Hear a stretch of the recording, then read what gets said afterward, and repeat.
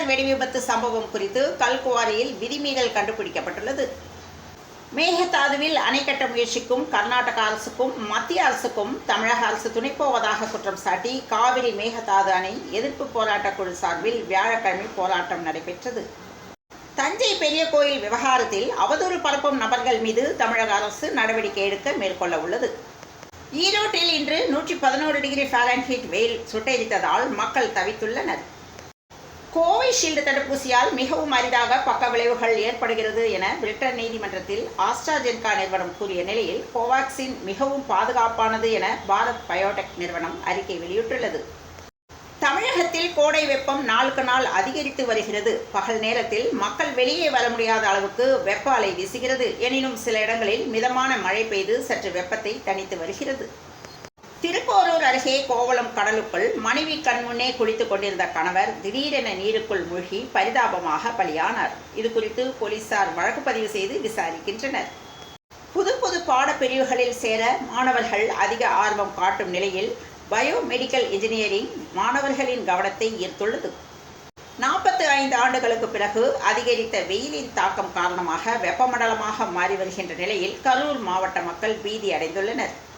6ஆம் வகுப்பு கணக்கு பாடத்தில் உள்ள சீட்டு விளையாட்டு குறித்து பாடத்தை நீக்க வேண்டும் என பள்ளி கல்வித்துறைக்கு ஜவாஹிருல்லா வலியுறுத்தி வருகிறார்.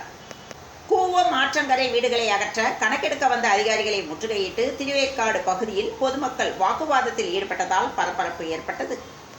அமெரிக்காவில் 3 வயது சிறுமியின் படுக்கை அறையில் 50,000த்திற்கும் அதிகமான தேனீக்களை கண்டுபிடித்துள்ளனர்.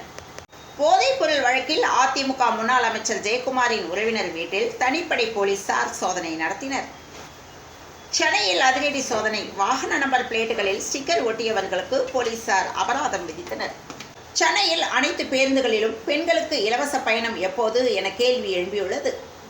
கழிவறையில் தனக்குத்தானே பிரசவம் பார்த்த நர்சு மீது கொலை வழக்கு பதிவு செய்து மாம்பலம் போலீசார் நடவடிக்கை மேற்கொண்டுள்ளனர். ஊட்டி கொடைக்கானல் செல்லும் சுற்றுலா பயணிகளுக்கான இ-பாஸ் வழிகாட்டு நெறிமுறை இன்று மாலை அறிவிக்கப்பட்டுள்ளது. கோவை சர்வதேச விமான நிலையத்துக்கு மின்னஞ்சல் மூலம் மர்ம நபர் வெடிகுண்டு மிரட்டல் விடுக்கப்பட்டுள்ளது. இளம் இசையமைப்பாளர் பிரவீன்குமார் வயது 28 இன்று காலை 6:30 மணி அளவில் உடல்நலக்குறைவால் உயிரிழந்துள்ளார். ராக்கதன் மீதகு ஆகிய படங்களுக்கு இசையமைத்தவர் பிரவீன்குமார். DNA பரிசோதனைக்கு பயந்து திருமணத்துக்கு முன்பே கர்ப்பம் ஆகிய பெண் தன் குழந்தையை தானே கொன்றுள்ளார். கோடை காலத்தில் தென்னந்தட்டிகளுக்கு திடீர் மவுசு. தூத்துக்குடியில் ஓலைகளை முடைந்து நாளொன்றுக்கு ரூபாய் 450 வரை பெண்கள் சம்பாதிக்கின்றனர். வெடிமருந்து குடோனில் பயங்கர தீ விபத்து காரணமாக குவாரி நிர்வாகம் சார்பில் ரூபாய் 12 லட்சம் நிவாரணம் வழங்கப்பட்டது.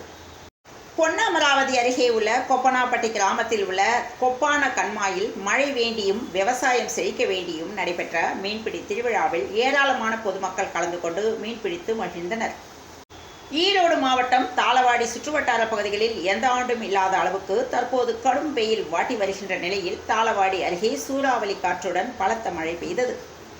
ஊட்டி தாவரவியல் பூங்காவில் பூத்து குலுங்கும் மலர்களை கண்டு சுற்றுலா பயணிகள் உற்சாகமடைந்தனர். அமெரிக்காவில் கூகுள் தேடுபொறி செயல்படாததால் பயனர்கள் அதிர்ச்சி அடைந்து புகார் அளித்துள்ளனர். வாட்டி வதைக்கும் வெயில் காரணமாக நீலகிரி உட்பட 19 மாவட்டங்களுக்கு இன்று மஞ்சள் எச்சரிக்கை விடப்பட்டுள்ளது. சென்னை சேப்பாக்கம் மைதானத்தில் நேற்று நடைபெற்ற ஆட்டத்தில் Chennai super Kings Punjab Kings அணிகள் மோதின. இந்த ஆட்டத்தில் சென்னை அணியை வீழ்த்தி பஞ்சாப் 7 விக்கெட்டுகள் வித்தியாசத்தில் அபார வெற்றி பெற்றது. இந்த நிலையில் சென்னை பஞ்சாப் போட்டிக்கான டிக்கெட்டுகளை கள்ள சந்தையில் சட்டவிரோதமாக விற்பனை செய்ததாக எழுந்த புகாரின் பேரில் காவல்துறையினர் தீவிர கண்காணிப்பில் ஈடுபட்டனர். சென்னையில் ஆபரண தங்கத்தின் விலை சவரன் ரூபாய் 53,720க்கும் கிராம் 6,715க்கும் விற்பனையானது. தமிழ்நாட்டில் அதிகரித்து வரும் வெயில் மற்றும் வெப்பத்தின் தாக்கத்தை அடுத்த 2 நாட்களில் பெரும்பாலான மாவட்டங்களில் மழை பெய்ய வாய்ப்புள்ளதாக சென்னை வானிலை ஆய்வு மையம் தகவல் தெரிவித்துள்ளது. தொடர்ந்து இணைந்திருங்கள் பிரபாஸ் கதமம் செய்திகளுடன். மீண்டும் மற்றொரு செய்தியில் சந்திப்போம். வணக்கம்.